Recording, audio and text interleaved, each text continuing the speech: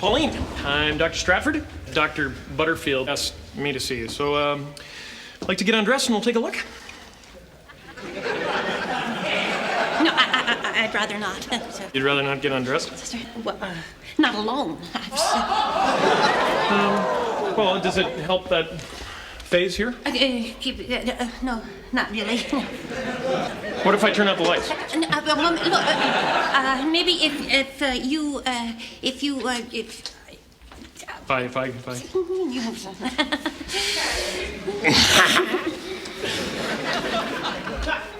Really? Yeah. You first. No, you first.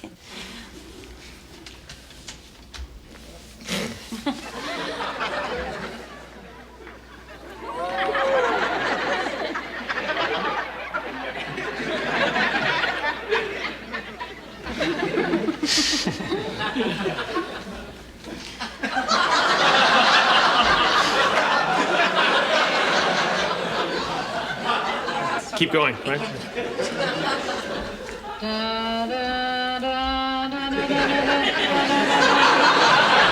Hey!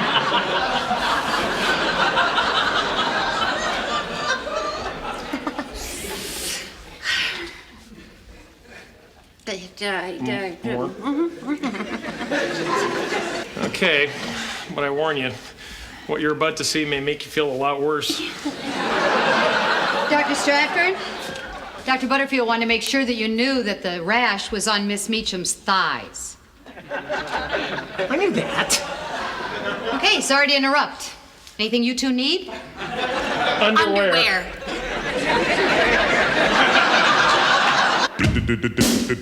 Doctor. I was feeling so bad. Asked my family doctor just what I had. I said, Doctor, Mr. MD, can you tell me what's ailing me? He said, yeah. All you need, all you really need, all you need is loving. Got to have good loving, good loving, baby. Doctor. Yeah. Doctor. Uh-huh.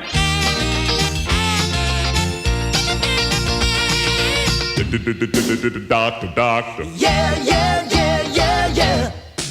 Is there a doctor in the house? Yes.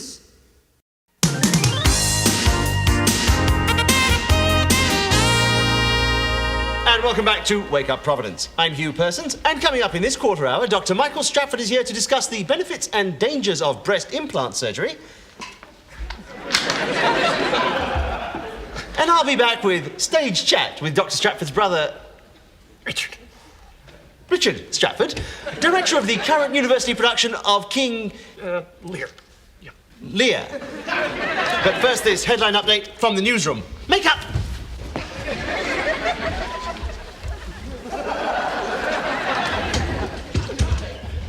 Dick, you seem a little anxious. Don't talk to me right now, Mick. I'm nervous. And you have breasts. Do I suddenly seem less attractive to you? Just promise you won't say anything while I'm on the air, okay? Cross my heart. Ready? Yeah. And time now for Stage Chat. Welcome, Richard. Good morning, Hugh. Tell me, if you will, why Shakespeare? Why Lear? Why punk? Why now? Why not? I mean, you take these lousy student actors who can barely breathe, let alone recite Shakespeare, throw them into the hardest play in old Bill's canon, and fire them into an unsuspecting audience. Why? How can you say that? I mean, we haven't even opened yet. You haven't even seen it. So, it's the whole idea of the production that rots my gut. First of all, Hugh, if Lear isn't your cup of tea... On the contrary, I adore Lear. I love him. But to set your production in a Los Angeles parking lot with a Cadillac center stage as Lear's castle, come on.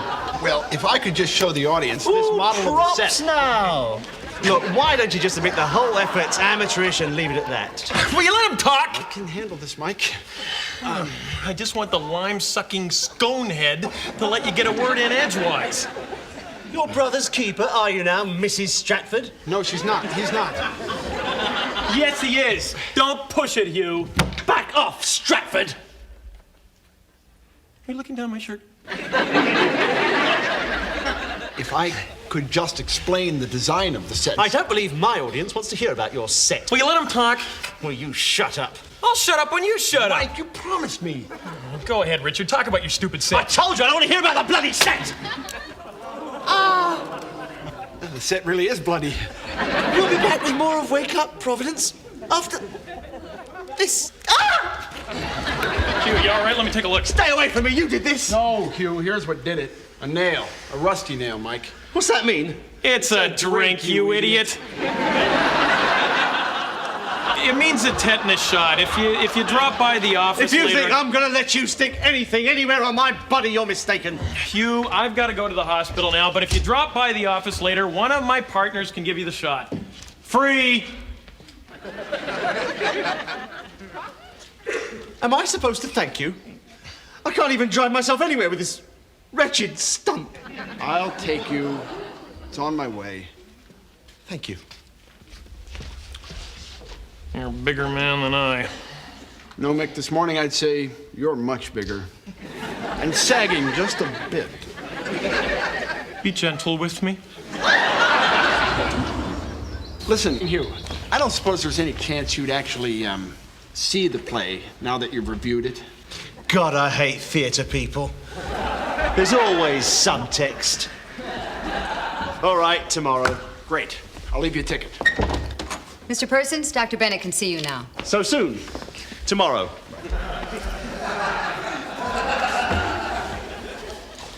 I must say, this place is delightfully efficient. On the Persons scale, 10 being highest? 6. Oh, I'm flattered. Good morning, Mr. Persons. I'm Deirdre Bennett, Dr. Stratford's partner. Yes, well, fate plays cruel tricks on all of us. I watch your show. Comforting to know that at least for a few minutes every day, Mike Stratford is someone else's problem. You know, if you ever start a support group, any day but Thursday's good for me. You don't have a regular doctor? I'm between doctors. I wish I was. Well, that doesn't look too bad. You mean I'll regain full use of my hand? Not only that, you'll be able to use it as a colander. Okay, let's get the sleeve rolled up. Ooh, fashion advice now. Nearly tetanus shot now. What happens if I don't have it? Oh, your arm becomes infected, we amputate. You're mistaken for a slot machine every time you wear a loud sports jacket. Give me the shot. I should tell you, by the way, I'm HIV positive. Happens to the best of us fairies. Doesn't mean I have AIDS. Do you excuse me for a minute, Mr. Persons? Or Mr. Non-Persons, whichever is easier. Faye, Mr. Persons in A needs a tetanus shot. My pleasure. Can I give it to him in the butt? In the arm will be fine, Faye. In the arm it is. I just need a minute to finish this. Faye, be careful. The patient is HIV positive. It's okay, Doc. He's not my type.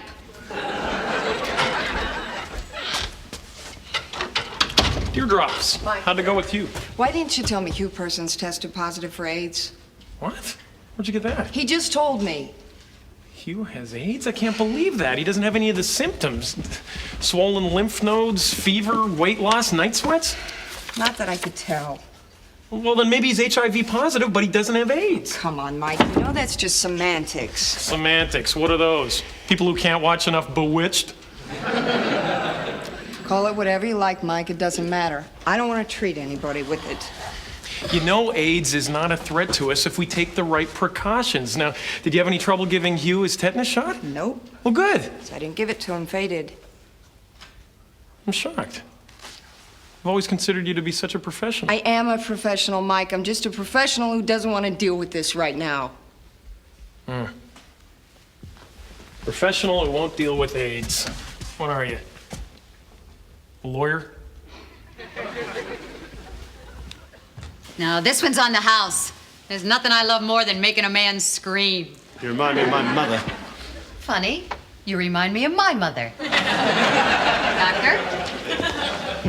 I told you, stay away from me. Hugh, just wanted to say that What?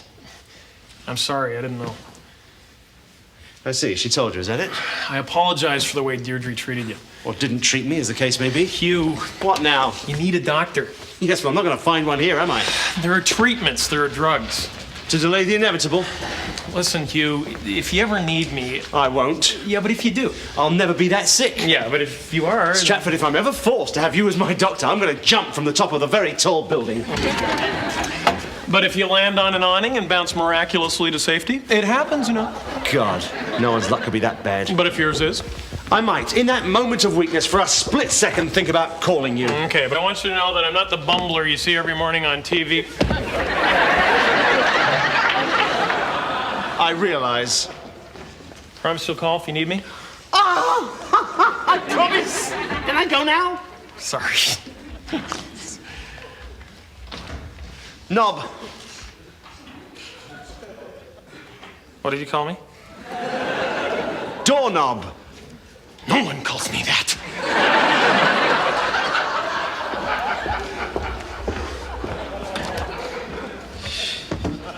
No, Grant, no. Let's do it again. No, come on. No. Come on. No, my thighs are on fire. You wanna? Come on. What's the matter, Mike? What, are we down to the green lollipops again? Yeah, something like that. I just found out a friend of mine tested positive for HIV. Oh, man, I hate stories that start that way. Yeah, they never end with happily ever after. Yeah, to make things worse, he came in today for something routine and Deirdre wouldn't treat him. What? Why not? I don't know. Well, maybe she's got a good explanation. It doesn't matter, Abe. Not to treat a patient for AIDS is just wrong. I just don't understand how she could... She who? Oh, not you. Not you. Somebody She- looked an he awful said lot like you. her. Roughly He's got same a height, little very legs, well. he's having Mustache. trouble enunciating. You guys are the three worst liars I think I've ever seen. Oh, come on. I've seen liars a lot worse than us last Tuesday. I was a George terrible Washington. liar. Tear droppings. I think it's time we discussed an office policy on AIDS. Well, I know my policy. Don't get it. Well, obviously, Abe, but that doesn't mean we just turn our backs on anyone diagnosed HIV positive. You guys can turn your backs on whoever or whatever you want. I'm just Deirdre, not... let's have a seat, okay? Now, I happen to agree with Mike on this one. One, I think you're acting extremely irresponsibly. Well, wait a minute now, Grant. Maybe she is being responsible. I got a wife and a kid. I think about needle sticks every time I draw blood. Abe, I agree we need to take extra precautions, but the chance of a needle stick from HIV positive blood is tiny. Tiny or not, it only takes one. The odds are less than 1 in 200. Okay. And if the odds are less than 1 in 200 that you'd get electrocuted every time you turned on the lights in your office, how often would you show up for work? Every day. Wouldn't have to comb my hair to make it stand up like this. I'm sorry, guys. I just feel that AIDS requires we change our open door policy. What for? You know, you're not making any sense. We deal with other life-threatening diseases in this office every day. Hepatitis, tuberculosis, influenza. And sore throats. You can't underestimate a sore throat. We're talking AIDS here. Now, Grant, HIV doesn't scare you at all. Scare me? A virus that has already infected over 1 million Americans? Yeah, it scares the hell out of me. Not as much as it scares Dear Diary here. You guys don't understand? No, Deirdre, you don't understand. This fight against AIDS is a war. Wars are dangerous. You know that. We all knew that when we joined up. I don't know about you, Abe, but I'm with General Linowitz on this one. Yeah, me too. Then I guess we don't need to vote on it, right? No, I guess we don't, Grant, because I don't care how you guys vote. I'm not doing it. And if it means I have to leave the partnership, guys, it's been nice. Deirdre. What? Why are you acting so crazy? Because. What? Tell me. Because I might have it, okay?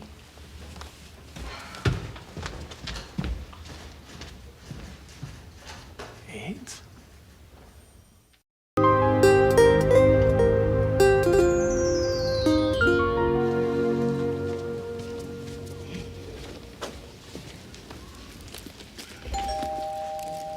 Who is it? Dr. Depressed. Thank you.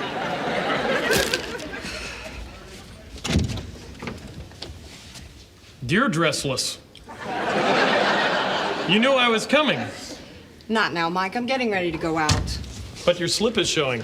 I don't have time to talk, Mike.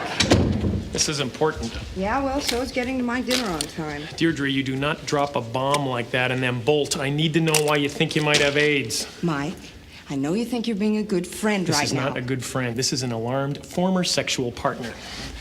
Look, dear Dream, you cannot get AIDS from shaking hands or from grabbing a doorknob or sitting on a toilet seat, but you can get AIDS from sexual contact. And no, it never made the plays of the week, but you and I had sexual contact. Come on, Mike. That was one time. You said yourself it only takes one. Now, who is your one? None of your business. No, Deirdre, I want to know. Now, tell me. My husband, all right?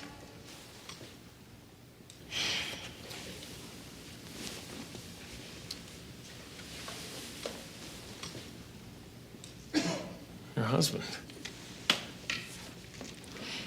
Do you remember a while back I told you for a brief time during my residency I was married to a nurse? And I said male or female. I said a little of both. That was the problem. But that was a joke, though, right? No.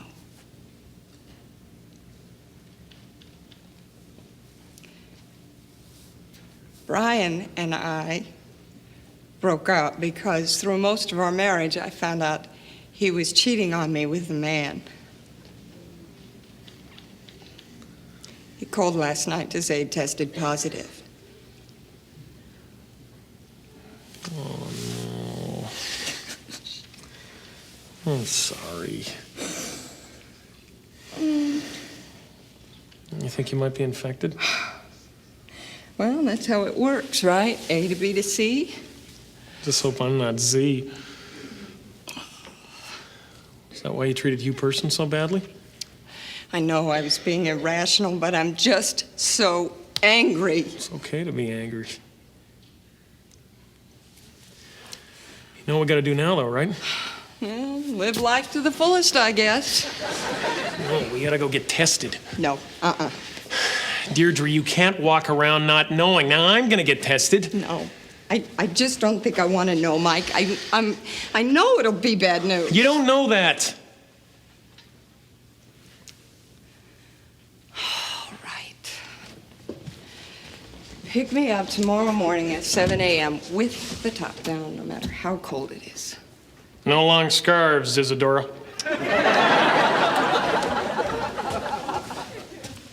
You and me getting an AIDS test together. Are we a progressive couple or what? Thanks.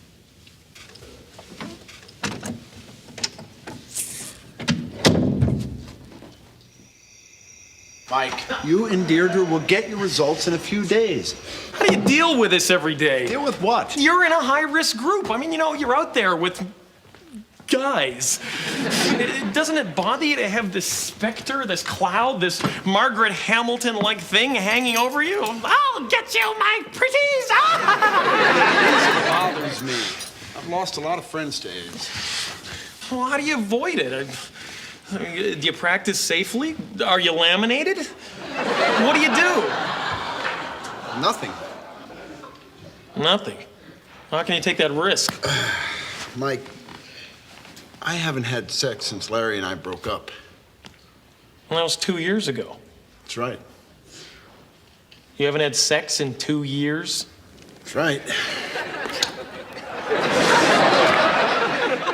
What do? You go out with a guy and then give each other cold showers? What? I admit that it is not very satisfying, but the alternative is, well... So what are you saying? No hippity-hoppity, humpity-humpity for the rest of your life? Sooner or later I will fall in love, you know? We'll both test negative or not, and hippity-hoppity-humpity for the rest of our lives. Now, will you just relax? Oh, this is terrible. You can't escape. Everywhere you go, there's a constant reminder. Stop it! Isn't this your brother's apartment? No, he lives downstairs. I found you. I saw your production of Lear last night. It was smashing, really smashing. A little bit rough around the edges, but bold, daring, even visionary. You know, I really should see the plays I review more often. Thanks, Hugh. I'm glad you liked it. Like it? I loved it. Yeah, right. There goes another pig. I really did love it. Which I intend to report on Wake Up P tomorrow. Great. Which brings me to why I'm here. I'd like you to be on the show again. Oh, I'd be delighted. Great, great. I'm just glad you're open to new things, Hugh. Yes. Well, something in the blood, I suppose, has me oddly more open to new things. Sure you don't want to stick around for dinner, Hugh? Not that open. Tomorrow. Mike, does Hugh have what I think he has? And what might that be? A conscience? Not a chance. Let's go have sex. I can't. Why not? I forgot how.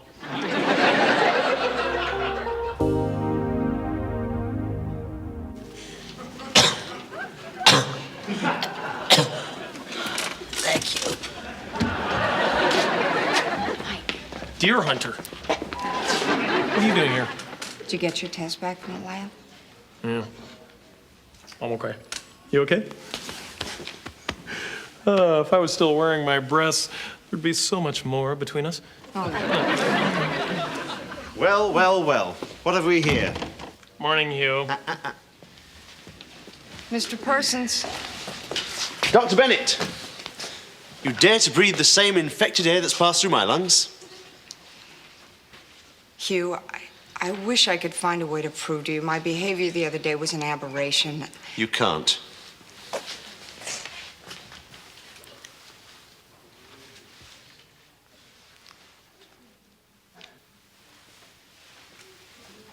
Yes, well, I'm almost persuaded.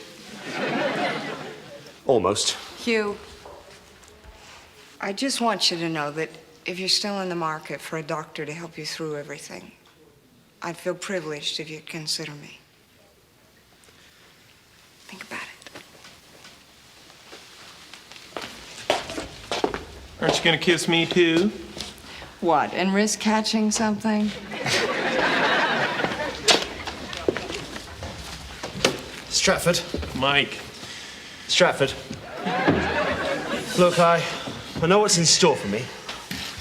And I know it's not pretty. Undeniably. But I've been thinking. Perhaps it's time to turn and face this thing head on. These drugs, they really help. Definitely. And your Deirdre, she's a good doctor. Absolutely. She showed a lot of courage coming here today. Indubitably. But, if I choose her to be my doctor, that means I'd have to see a lot more of you. Positively. I might even be treating you every so often. How tall do you reckon this building is?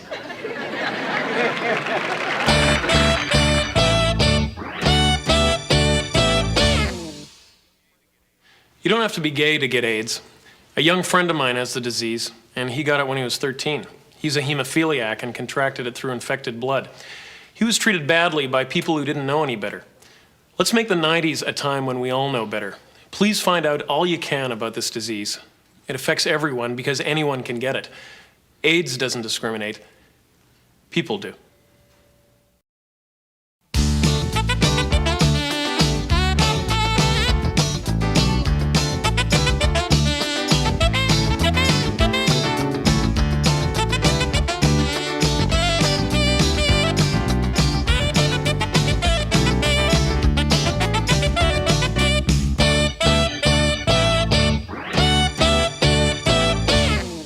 Way to go, Dad. Okay. Thank you.